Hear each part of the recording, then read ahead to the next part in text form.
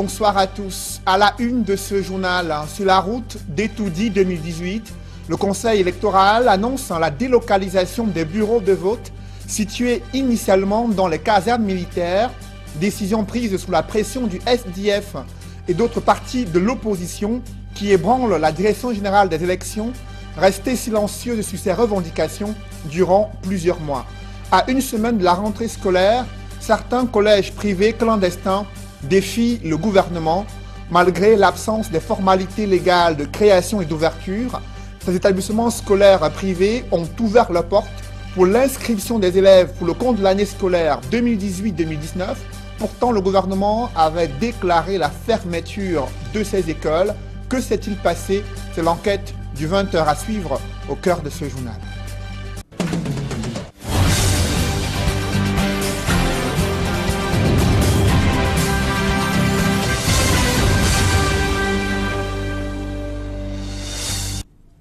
Merci de suivre cette édition complète de l'information sur Equinox Télévision. D'abord, cette scène d'horreur vécue à Yaoundé, la tête d'un enfant découverte dans un bac à ordures, le reste de son corps introuvable. Ces images ont suscité une vague d'indignation du côté de Yaoundé et des interrogations. S'agit-il d'un enfant victime d'un vaste réseau de trafic d'organes humains ou alors d'un homicide qui aurait été planifié? Élément de réponse dans ce reportage que signent Emmanuel Diop et Marcelin Gansop. C'est aux premières heures de ce lundi 27 août 2018 que la macabre découverte a été faite dans ce bac à ordures, situé juste derrière nous. Nous sommes à une centaine de mètres du lieu dit Carrefour Tradex Éleveur. Nous sommes dans l'arrondissement de Yaoundé 5e. Alors il y a une petite fille là, petite fille anglophone. Et puis souvent l'eau chez moi là, sa maman fait des beignets. Elle est venue le grand matin, 6h30. J'ai ouvert le portail. Elle dit papa, elle avait un bidon de 10 litres. C'est elle qui me dit papa, il dit oui. Quand j'ai parti, j'étais à la poubelle là le grand matin, j'ai vu la tête de quelqu'un. Il dit, tu as vu la quoi? Tête de quelqu'un. Il y a des gens, non. Il dit, qui est? Et directement, un client m'appelle. Je sors maintenant pour aller par comme ça là. En retour, je vois il y a le monde ici. Ça où je vois que donc l'enfant avait raison. Alertés, certaines familles sont descendues sur le terrain. Mais jusqu'ici, personne n'a encore reconnu la victime. Quand on regarde la tête, à partir d'environ 5 ans, 10 ans, on s'est retrouvé là, la foule est arrivée, le quartier est sorti. Et puis il y a l'autorité aussi qui est arrivée. L'autorité a essayé un peu de demander s'il y a un enfant dans le quartier, il s'est égaré. Et apparemment plus loin pour aller vers Mbalala, on indique qu'un enfant s'est égaré, ça fait 2 jours. L'enfant qu'on cherchait a été retrouvé hier. Donc la police est arrivée là-bas, la maman a montré son petit enfant qu'elle cherchait. Et puis la police a porté la maman, ils sont allés avec la maman, ils sont encore revenus avec elle déposer. C'est même pour ça que nous sommes ici là. Donc nous sommes aussi venus voir si on peut remarquer la personne. On n'a pas remarqué la personne. On ne connaît pas là où l'enfant est. Informé, le procureur de la République est descendu sur les lieux. Après des modalités d'usage, la tête a été emportée par des responsables de la commune d'arrondissement de Yaoundé 5e.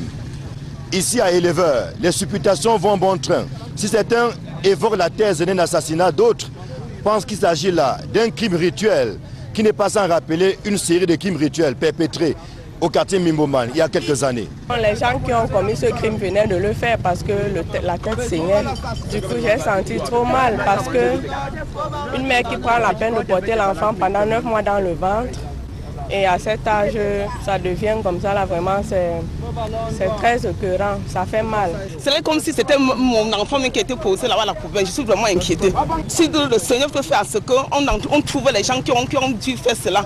En attendant que l'enquête, qui certainement va être ouverte, nous délivre les contours de ce crime crapuleux, les populations du quartier Éleveur et de ses environs sont dans la stupéfaction et la consternation de ce qu'elles ont vu et entendu ici.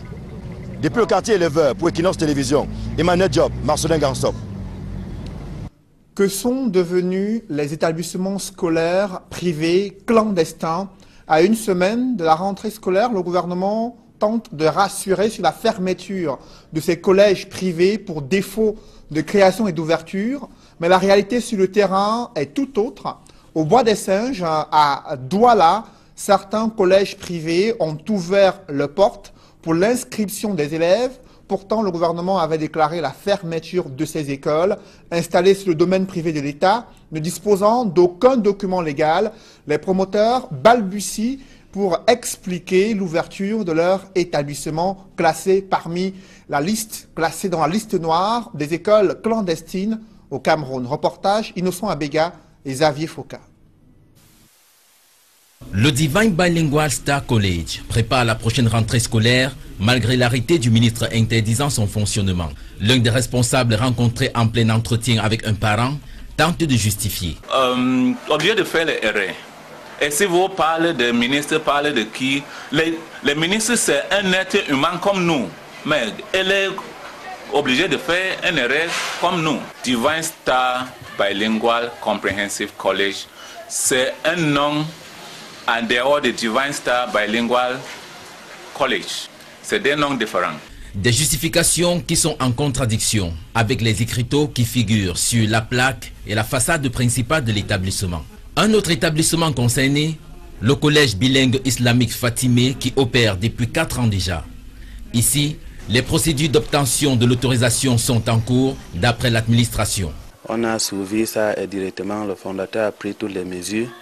Il nous est allé à la délégation régionale de littoral. On a déposé le document là-bas et il nous a donné l'autorisation aussi et les copies avancées pour envoyer, pour aller à Yaoundé avec. Et on a allé déposer ça à la ministre. Donc les dossiers sont en cours. Dans cet établissement, en dehors de quelques renseignements donnés aux parents, les responsables attendent de la validation de l'autorisation de fonctionnement pour évoquer la question de la rentrée scolaire. On est en train de suivre l'ordre des ministres, oui, parce qu'on est derrière notre document. Et notre prière, c'est que le ministre nous donne cette autorisation à un bon moment comme ça, oui, pour qu'on puisse fonctionner pour cette année.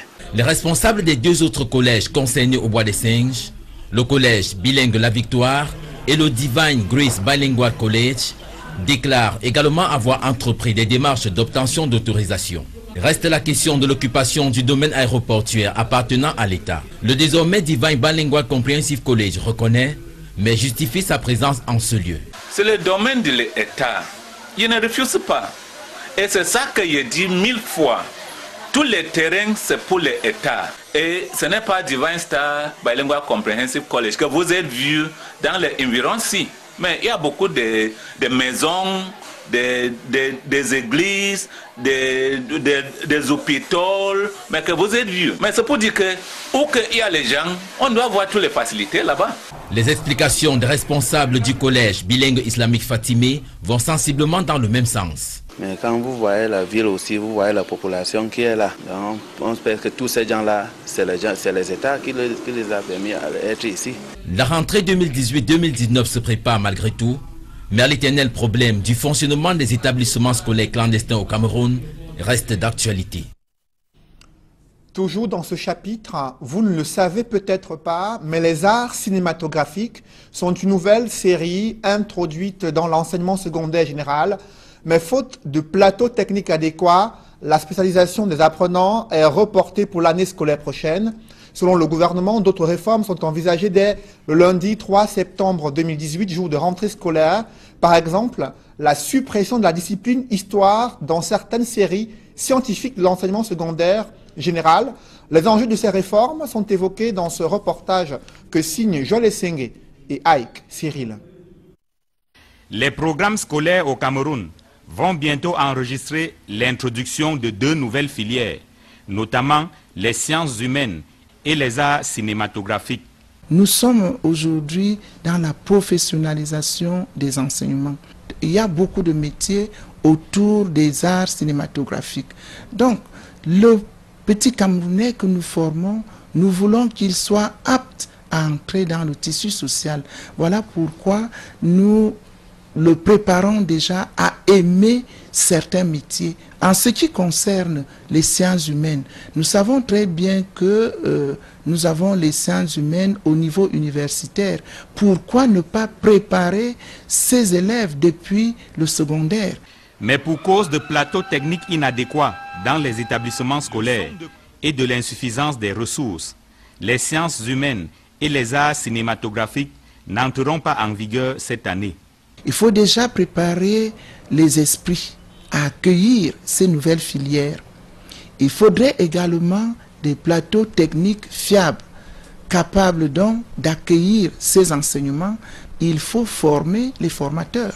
6 établissements scolaires sur l'ensemble du territoire national ont été choisis pour être des établissements pilotes dès l'introduction des sciences humaines et des arts cinématographiques dans les programmes scolaires au Cameroun. Mais au contraire des 2 nouvelles filières qui n'entrent pas en vigueur cette année, les autres réformes annoncées par le ministère des Enseignements secondaires sont applicables dès la rentrée scolaire du 3 septembre prochain. Dans les séries littéraires notamment, les sciences de la vie et de la terre, SVT, et les physiques-chimie vont fusionner pour donner une seule matière, de la seconde en terminale A4. On va donc fondre ces matières scientifiques en une seule matière qui sera appelée science dans les séries littéraires. Parce que partout dans le monde, on est à l'allègement des programmes, alors que chez nous au Cameroun, on veut tout mettre dans un même plateau, ce qui fait que l'enfant est pratiquement assommé par les études. Dans les séries scientifiques, l'histoire va disparaître et seule la géographie sera enseignée en première et terminale D. Ce n'est pas en y mettant tout que nous allons former un citoyen qui est attendu par la République. En fait, l'homme politique définit le type d'homme. Et c'est à partir de cette définition du type d'homme à former que l'éducation organise l'activité d'enseignement-apprentissage. À travers ces réformes, dit-on, au ministère des Enseignements secondaires, il est question de former un citoyen camerounais enraciné dans sa culture, mais en même temps ouvert au monde. Je vous le disais en titre, le Conseil électoral annonce la délocalisation des bureaux de vote situés initialement dans les casernes militaires. C'est l'une des revendications du SDF et d'autres partis de l'opposition. Et à la suite de cette décision du Conseil électoral, le président régional du SDF pour le littoral prend acte de cette délocalisation qui, selon Jean-Michel Nitieux, était combattue par la Direction générale des élections. Le député SDF pense que le directeur général de l'ECAM est désormais disqualifié pour la conduite des opérations électorales, notamment la présidentielle. Jean-Michel Nitieux qui plaide pour la neutralité et l'impartialité dans la désignation des présidents des bureaux de vote. Sur le théâtre de lutte contre le terrorisme, la consommation des drogues a provoqué une multiplication des exactions sur les populations civiles.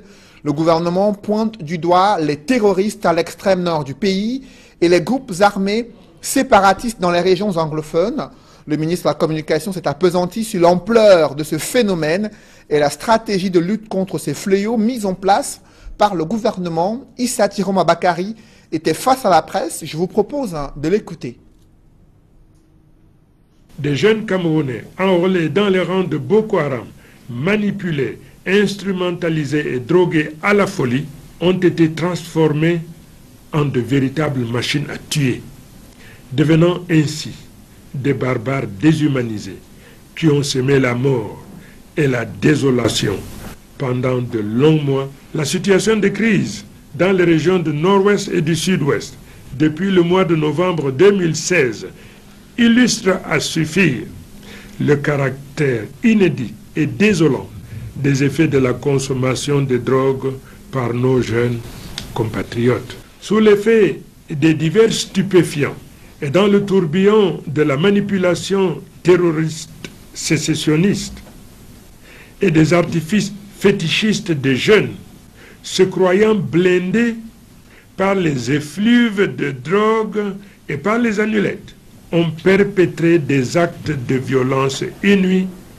s'attaquant aux édifices publics, aux installations industrielles stratégiques, aux bâtiments d'établissements scolaires, plus grave encore, des assassinats abominables des éléments de forces de défense et de sécurité, des assassinats des autorités traditionnelles, des assassinats des populations civiles réfractaires au mot d'ordre de désobéissance civile. Vous venez de suivre le ministre de la Communication qui a également évoqué la prévalence de la consommation de la drogue au Cameroun. Je vous propose d'écouter Issa Tiroma Bakari. 21% de la population a déjà expérimenté une drogue dure. 10% en sont des usagers réguliers, dont 60% de jeunes âgés de 20 à 25 ans. Les principales substances primaires les plus demandées au Cameroun sont le cannabis, à hauteur de 58,54%, très souvent associé au tabac, le tramadol, dans 44,6% des cas, la cocaïne, sur 12,10% des cas. Ensuite viennent l'usage des préparations traditionnelles de fortune pour un niveau de consommation de 7,59% des cas, des solvants pour 7,3% des cas et l'héroïne consommée pour 5,70% des cas.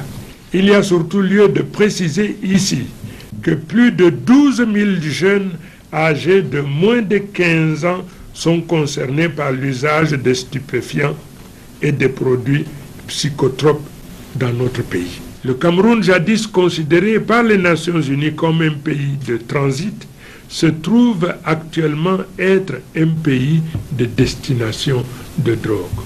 Il en est ainsi démontré qu'une partie importante des saisies de stupéfiants réalisées dans le pays est destinée à la consommation locale. Dans le reste de l'actualité, la municipalité de Bafoussam 1er éprouve des difficultés à collecter les taxes locales et le rythme d'exécution des projets d'adduction en eau potable est insatisfaisant. Ces obstacles au développement socio-économique ont été au centre d'une session ordinaire du conseil municipal. Des précisions avec Dallas Tiana et Jean-Paul Chouniat. À mi-parcours de l'exercice 2018, la commune de Bafoussam 1er évalue le taux d'exécution physico-financière de son budget et ses projets à plus de la moitié des chantiers réalisés à la date du 30 juin 2018. Nous avons passé nos marchés à 100% à date d'aujourd'hui. Le taux d'exécution physique tourne autour de 66%. Je pense que d'ici la fin d'année, nous allons réaliser le 100% comme nous l'avons toujours fait depuis notre arrivée à la tête de la mairie. Si tous les marchés ont été passés à 100% et les taux de réalisation des projets en bonne voie, l'exécution du marché des forages d'eau demeure un casse-tête chinois pour l'ensemble des conseillers et le chef de cet exécutif communal. Nous nous sommes rendus compte que le montant alloué au forage ne permettait pas à un prestataire de le faire de façon aussi isolée. C'est pour ça qu'à l'unanimité, on a tenu à ce que tous les forages de la région soient regroupés et attribués au niveau régional. Une autre équation à deux inconnues pour la mairie de Bafoussam 1er, le recouvrement des impôts et taxes municipales dans cet arrondissement. Vous parlez de problèmes financiers, il y a des domaines où nous avons quand même excellé, où les recouvrements ont été bons.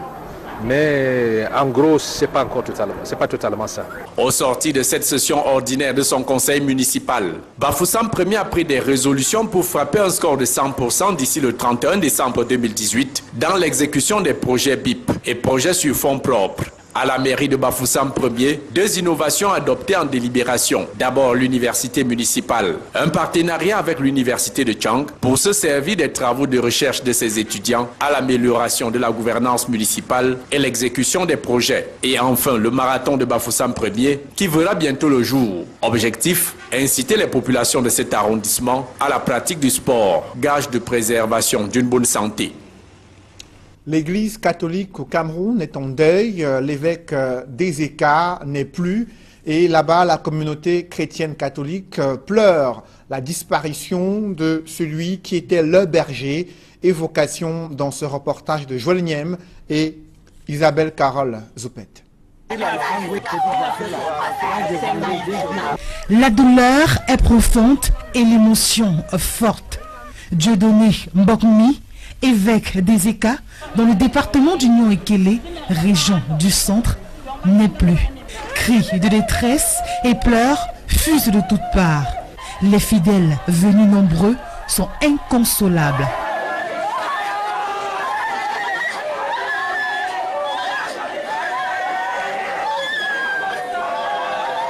Son cuisinier, encore sous le choc, revient sur les circonstances de son décès. Souvent, il dort lui comme ça là, le sommeil le prend et il s'oublie. Quand on l'appelle au téléphone, c'est là qu'il sursaute. Quand je monte, je trouve la première porte de sa chambre ouverte, mais c'était tiré. J'ai ouvert.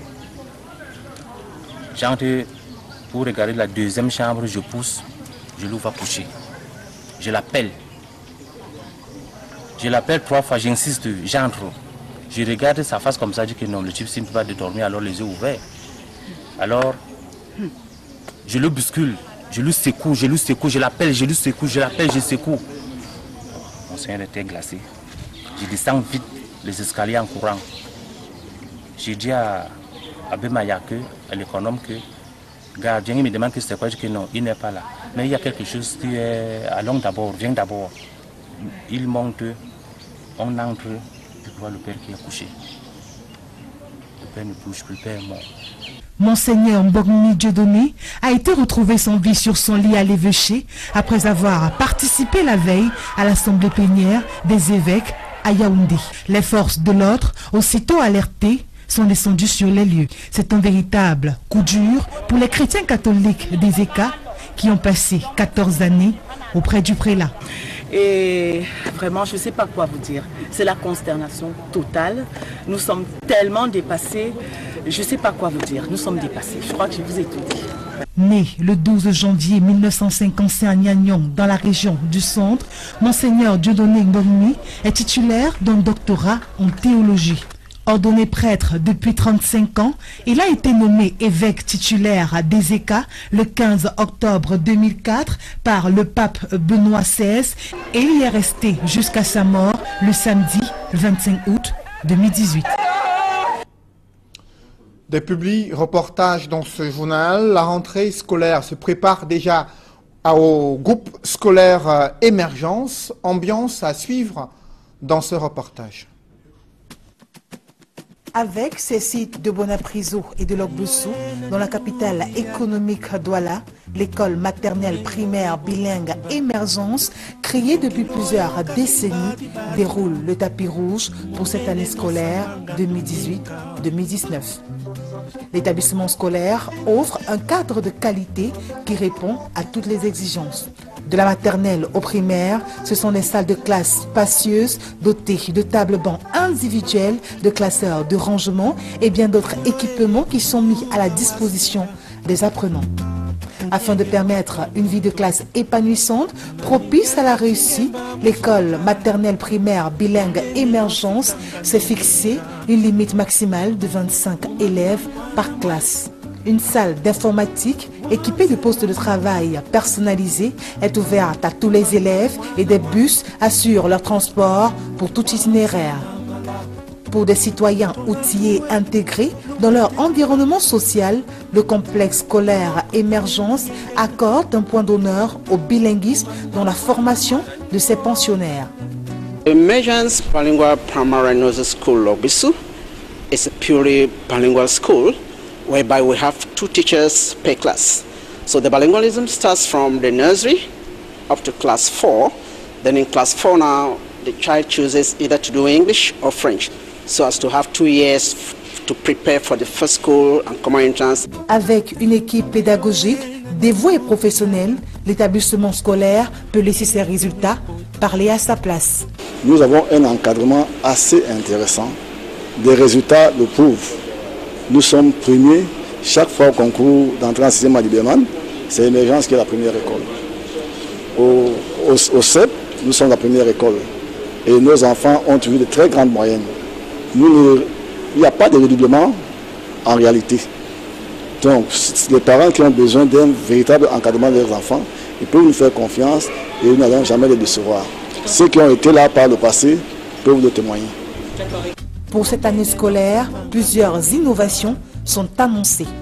Bien, pour cette année comme innovation, en réalité, nous allons ajouter des disciplines extrascolaires, le karaté par exemple, la danse classique. And we actually have this year the safety club that will be put in place by the firefighting brigade of Douala, where they'll be teaching children how to carry out certain... Fréquenter à l'école maternelle, primaire, bilingue, émergence, c'est conjuguer plaisir d'apprendre et réussite scolaire.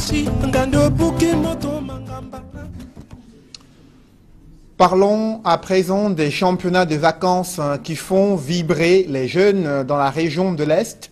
Ceci avec le soutien de la Société anonyme des brasseries du Cameroun. Reportage. Déployer toute son ingéniosité pour encourager une équipe. Éviter l'oisiveté aux vacanciers. L'amour du football, l'amour du beau jeu, la force de l'amitié continue à se répandre dans plusieurs villes et villages du Cameroun. Ici, après 70 ans, le football, le sport roi, a pris le pouvoir.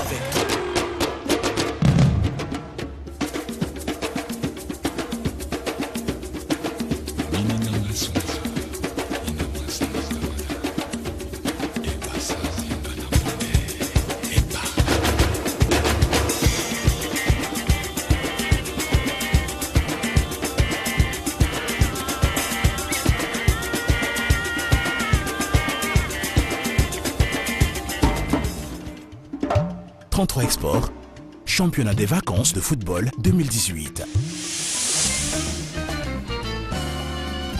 Après avoir parcouru plusieurs différents stades il y a quelques jours, le supporter numéro 1 du football n'a rien perdu de sa volonté d'aller de l'avant. Il n'a rien perdu de son omniprésence remarquée sur l'ensemble du territoire national.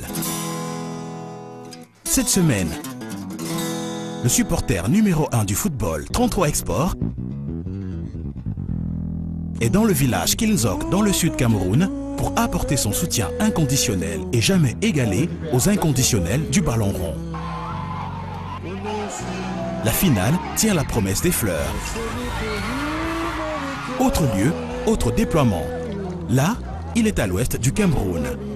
Que ce soit à Bafou ou à Bayangam, il est dans son élément. Le public de ces localités manifeste leur joie. Le supporter numéro 1 du football a fière allure.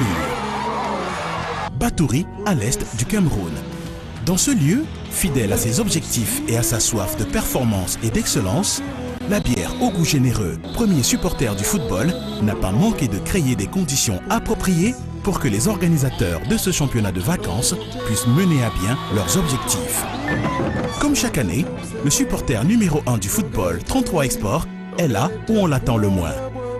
Il est à Tokombéré, à l'extrême nord de notre pays. Fier, il vit sa passion avec les autres supporters de la localité. Comme à chaque fois, après une juvénile jubilation à la fin des matchs, la 33 Export récompense les uns et les autres. La semaine prochaine, où sera notre supporter numéro 1 du football? Avec ces championnats de vacances, c'est toujours plus de foot avec la 33 Export. Plus de foot avec 33 Export, le supporter numéro 1 du football. C'est la fin de la première édition du tournoi de l'unité dans l'arrondissement de Tonga, département du Ndé. Une occasion pour les fils et filles de cette partie du pays de promouvoir la cohésion sociale. Reportage Jérôme Narcisse Sabzé. On s'y attendait déjà. Le thème de l'indivisibilité fut à l'honneur samedi dernier lors de la grande finale de football démarrée le 4 août 2018 à Tonga. Une gratitude d'un mouvement sportif au chef de l'État, le président Paul Biya, par les fils et filles du 10 arrondissement.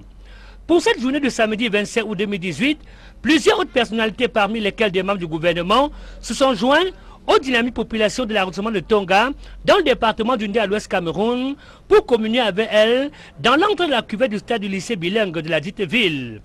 Les différents mouvements tournaient autour du Welcome ou encore Bienvenue.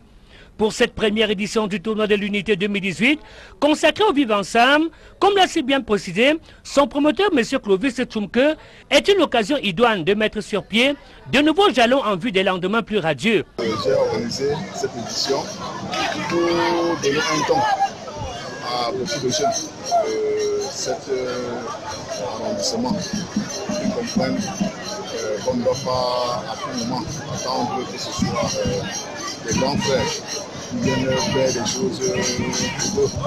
Voilà pourquoi j'ai pris cette compétition sur moi. Et comme un message à tous ceux qui doutaient encore de la force ou de l'unité des fils et filles de l'arrondissement de Tonga, une belle finale avait en prélude un match de gala opposant les amis de Chine, pour la plupart originaires de cet arrondissement, avant le coup d'envoi de la grande finale tant attendue et qui opposait Ntayo FC à Astato Football Club. Au terme d'une finale très enlevée, c'est sans surprise que l'équipe de Ntayo FC l'emportera sur le score d'1 but à 0.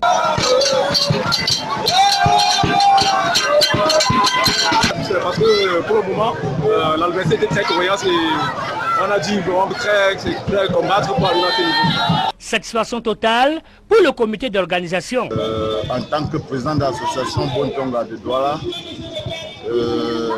c'est une occasion pour moi de dire à tous mes frères et sœurs, à tous les élites, qu'on s'unisse derrière le promoteur Clovis Tchonke pour l'accompagner dans cette mouvance. Cette loi de l'unité est la preuve que la jeunesse de Tonga a osé hier, ose aujourd'hui, osera demain et continuera toujours à oser. La dernière articulation de cette cérémonie fut les prix aux différents acteurs et surtout le tout premier trophée de l'édition 2018 du tournoi de l'unité de l'arrondissement de Tonga pour la plus grande satisfaction de son promoteur.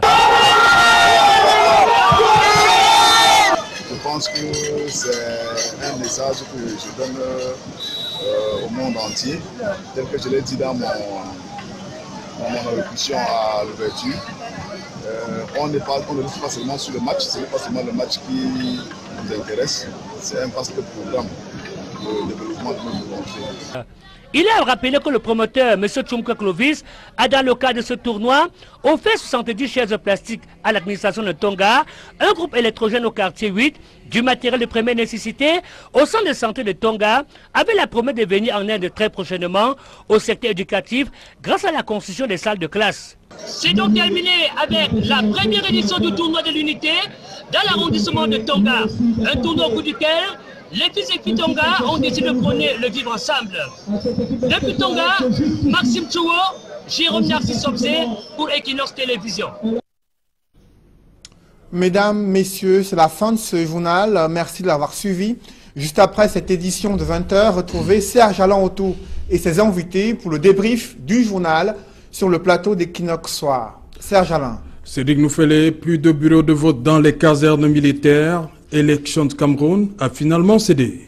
Le Conseil électoral qui a fait cette annonce après la pression exercée par le SDF et d'autres partis de l'opposition qui ont relevé durant plusieurs mois les risques de fraude électorale en cas de maintien de ces bureaux de vote dans les casernes militaires. Les débats se sont enflammés sur les plateaux de télévision concernant la légalité et la légitimité d'une telle revendication. Et aujourd'hui, ce sont ces partis politiques de l'opposition qui crient victoire après cette annonce du Conseil électoral. Merci Cédric Duffelé, c'est le principal arrêt de notre débrief. Nous allons profiter pour vider le contentieux Forum de Buea. Bonne soirée à vous Cédric. Bonne soirée à vous Serge Alain.